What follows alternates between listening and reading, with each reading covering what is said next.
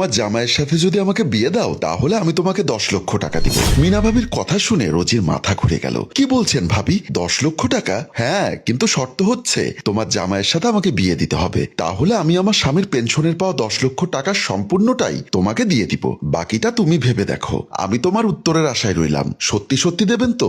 আমি কিন্তু আগে টাকা চাই। মিনা মুচকি হাসি দিয়ে বলল, তুমি আগে তোমার স্বামীর সাথে আমাকে বিয়ে দাও, তারপর বাসর ঘরে তোমার স্বামীকে আমার হাতে তুলে দেওয়ার আগেই তোমার হাতে আমি 10 লক্ষ টাকা দিব। আচ্ছা ঠিক আছে, আমি যেভাবেই হোক সাগরকে ম্যানেজ করছি। সাগরের সাথে আমি আপনার বিয়ে দেবই ভাবি। ঠিক আছে, আমিও দেখি তুমি সত্যি কাজটা করতে পারো কিনা। রাতের বেলা বাসায় ফিরল সাগর। রোজি এসে বলল, এই নাও গরম গরম কফি খাও। সাগর কফির কাপটা হাতে নিয়ে বলল, বা আজকে এত তাড়াতাড়ি আমি বলার আগেই কফি চলে এলো। বারে, এমন ভাবে বলছো যেন আমি আমার স্বামীর কোনো সেবা যত্নই করি না। সাগর স্ত্রীর হাত ধরে বলল, না না, আমি সেটা বলতে চাচ্ছি না। তুমি আমাকে অনেক ভালোবাসো আমি জানি, তুমিও আমাকে অনেক ভালোবাসো আমি জানি, কিন্তু আমি কিছু বললে সেটা রাখতে চাও না। কি বলো? আমি আবার তোমার কোন কথা রাখি না? আচ্ছা বলো তোমার কি কথা? তোমাকে মিনা ভাবিকে বিয়ে করতে হবে। সাগর এই কথাটার জন্য মোটেও প্রস্তুত ছিল না। সে কফির কাপটা রেখে বলল, তুমি কি পাগল হয়ে গেছো নাকি আমার সাথে মজা করছো? আমি মোটেও মজা করছি না। তোমাকে মিনা ভাবিকে বিয়ে করতেই হবে। রোজি, তুমি আমার স্ত্রী, আর তুমি আমাকে বলছো মিনা ভাবিকে বিয়ে করতে, মানে আমার বিধবা ভাবিকে বিয়ে করতে?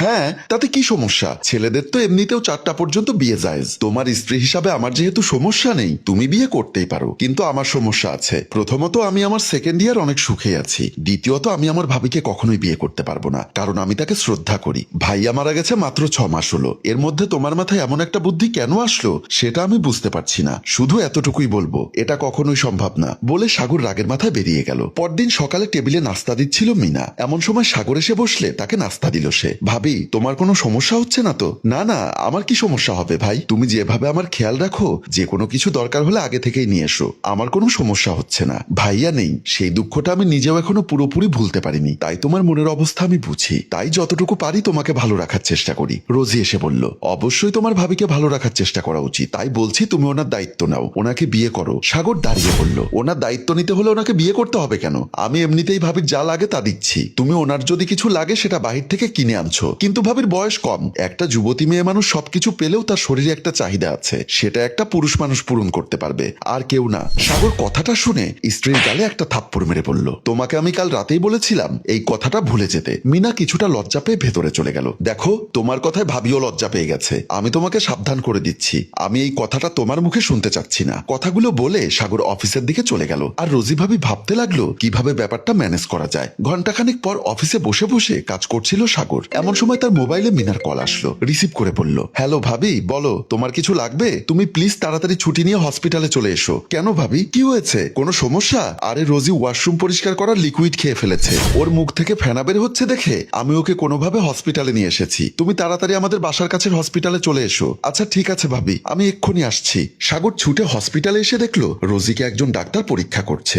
এখন উনি বিপদমুক্ত, আর কোনো সমস্যা নেই। আপনারা ওনার সাথে কথা বলতে পারেন, তবে কম কথা বলবেন। ডাক্তার চলে গেল। তোমার কি মাথা খারাপ হয়ে গেছে? তুমি এসব কেন করছো? তোমার কিসের অভাব রেখেছি আমি, বলো? তুমি আমার একটা কথা রাখছো না কেন? আমি এমন কি বা চেয়েছি তোমার কাছে? শুধু বলেছি তুমি মিনা ভাবিকে বিয়ে করো। মিনা তাদের কথায় বেশ ইতস্ত বোধ করছে। সাগর বলল, তুমি এটা ছাড়া আর যা খুশি বলো, আমি অবশ্যই তোমার সব কথা শুনবো, কিন্তু প্লিজ এটা আর বলবে না। এবার আমি বিষ খাবো। তুমি যদি মিনা ভাবিকে কালকে বিয়ে না করো, তাহলে কিন্তু আমি সত্যি বলছি আমি বিষ খাবো, আমি নিজেকে শেষ করে ফেলবো। স্ত্রীর মুখে এমন কথা শুনে সাগর কি করবে কিছুই বুঝতে পারছে না। কথা দাও আমাকে, তুমি কালকেই বিয়ে করবে। কি হলো, কথা দাও। সাগর বাধ্য হয়ে মাথা নেড়ে হাসুচোক উত্তর দিল। পরদিন বিয়ের আসরে বসে আছে সাগর। তার বড় ভাইয়ের বিধবা স্ত্রী মিনাকে সে প্রচন্ড শ্রদ্ধা করে, কিন্তু তাকে এভাবে বিয়ে করতে হবে সেটা সে কল্পনাও করেনি। তাই সাগরের চোখের কোণে হালকা জল জমে এলো। আর তার পাশে মিনা বসে আছে নববধূ রূপে। রোজি আস্তাকে নিজের হাতে সাজিয়েছে, নিজে দাঁড়িয়ে থেকে বিয়ে দেবে বলে। এমন সময় কাজী সাহেব এসে বলল, সাগর ভাই আপনি?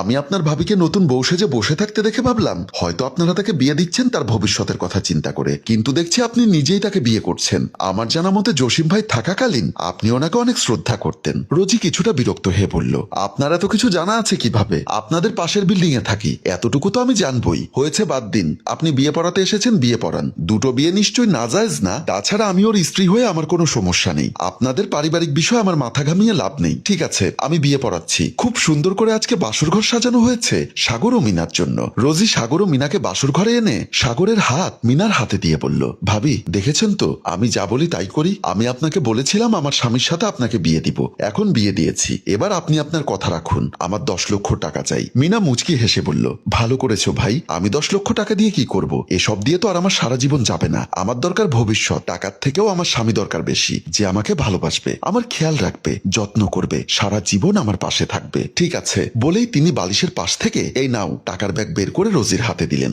রোজি টাকাগুলো পেয়ে অত্যন্ত খুশি হয়ে গেল। ঠিক আছে, এবার তোমরা বাসর করো, আমি যাই টাকাগুলো সাবধানে রেখে আসি। রোজি নিজের ঘরে গিয়ে ভাবলো, 10 লক্ষ টাকা পেয়েছি, এবারে টাকা দিয়ে আমার সব শখ পূরণ করব, যেটা ইচ্ছা সেটা কিনবো, যা ইচ্ছা তাই খাবো, একটা বিয়েতেই বড়লোক হয়ে গেলাম। বা তারপর টাকাগুলো যত্ন করে আলমারিতে রেখে দিল। বিছানায় শুয়ে আবার মনে মনে ভাবলো, এবার একটা শান্তির ঘুম দিব, কালকে থেকে বড়লোক জীবন শুরু। ঠিক তখনই পাশের ঘর থেকে শব্দ আসতে লাগলো। আহ সাগর, আস্তে করো, আমি পারছি না। ভাবি, অনেকদিন ধরেই তোমাকে এভাবে করতে চেয়েছি, আজ সুযোগ পেয়েছি, কিছুতেই ছাড়বো না, আজকে তুমি শুধু আমার। শব্দগুলো শুনে রোজির মাথা আবার ঘুরে উঠল। তার মনের ভেতর উথাল পাথাল শুরু হয়ে গেল। সে কিছুতেই যেন আর এক মুহূর্ত এখানে থাকতে পারছে না। বাসর ঘর থেকে আবারও ধস্তাধস্তির শব্দ হচ্ছে। এবার রোজি দৌড়ে গেল সেদিকে। বাসর ঘরের দরজার সামনে এসে রোজি আর্তনাদ করে বলতে লাগলো, সাগর প্লিজ দরজা খোলো, আমি বলছি দরজা খোলো। ভেতর থেকে কোনো শব্দ আসছে না। কি ব্যাপার, কি হলো, কি করছো তোমরা, খোলো বলছি। রোজি এবার নিজের রুমে ছুটে গিয়ে টাকার ব্যাগ নিয়ে এলো। ভাবি দেখুন,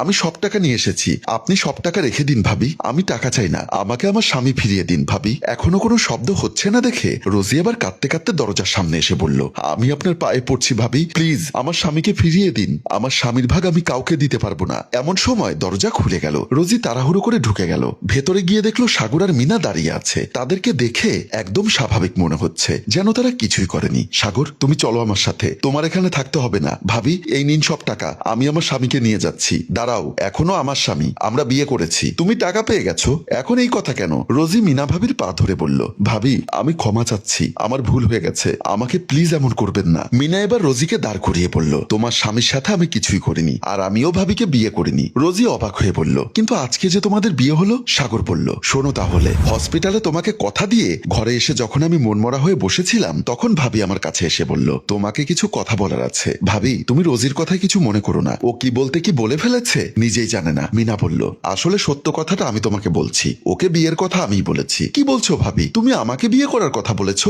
আসলে তোমার বউ আমার স্বামীর পেনশন থেকে পাওয়া 10 লক্ষ টাকার মধ্যে অর্ধেক টাকা দাবি করেছে। নদীর কথা হলো আমি তোমাদের সাথে থাকি, তোমাদের সাথে খাই, আর আমার জন্য অনেক টাকা পয়সা খরচ হয় তোমার, আমার যা লাগে তুমি নিয়ে এসো। তাই আমার স্বামীর পেনশনের 10 লক্ষ টাকার অর্ধেক তোমাদের প্রাপ্য। তাই আমি ওকে বলেছিলাম, যদিও আমাকে ওর স্বামীর সাথে বিয়ে দিতে পারে, মানে ও যদি আমাকে ওর স্বামীর ভাগ দিতে পারে, তাহলে আমি ওকে পুরো 10 লক্ষ টাকাই দিয়ে দিব। সাগর কিছুটা অবাক হয়ে বলল, এখন তো নাছোড়বান্দা হয়ে গেছে, এখন কিভাবে কি করা যায়? আমি যেভাবে বলি সেভাবে করো, আশা করি সব ঠিক হয়ে যাবে। অন্তত পক্ষে একটা মেয়ে কখনোই তার স্বামীর ভাগ অন্য মেয়েকে দিতে পারে না, এটা একটা মেয়ে হিসাবে আমি জানি। তুমি যে তোমার ভুল বুঝতে পারবে এবং তোমার স্বামীর ভাগ আমাকে দিতে পারবে না, সেটা আমার বিশ্বাস ছিল তোমার উপর। কিছুক্ষণের জন্য তুমি টাকা পয়সা লোভে পড়ে গিয়েছিলে, তাই আমি সাগরকে আগে থেকেই সব বলে দিয়েছি। আর আমিও ভাবির কথা মতো প্ল্যান বুঝে পাশের বিল্ডিং এর আমার বন্ধু রমেশকে কাজী সাজিয়ে নিয়ে আসি। আসলে ও কাজী না, বিদেশে ছিল এতদিন, তাই তুমি ওকে চেনো না। ভাবি, আমার ভুল হয়ে গেছে, আমি স্বীকার করছি, আমার স্বামীর ভাগ আমি কাউকে দিতে পারবো না। তোমাকে আমি আমার ছোট বোনের মতো দেখি, তুমি যে সব বুঝতে পেরেছো তাতে আমি অনেক খুশি। তুমি তোমার স্বামী নিয়ে সুখে সংসার করো।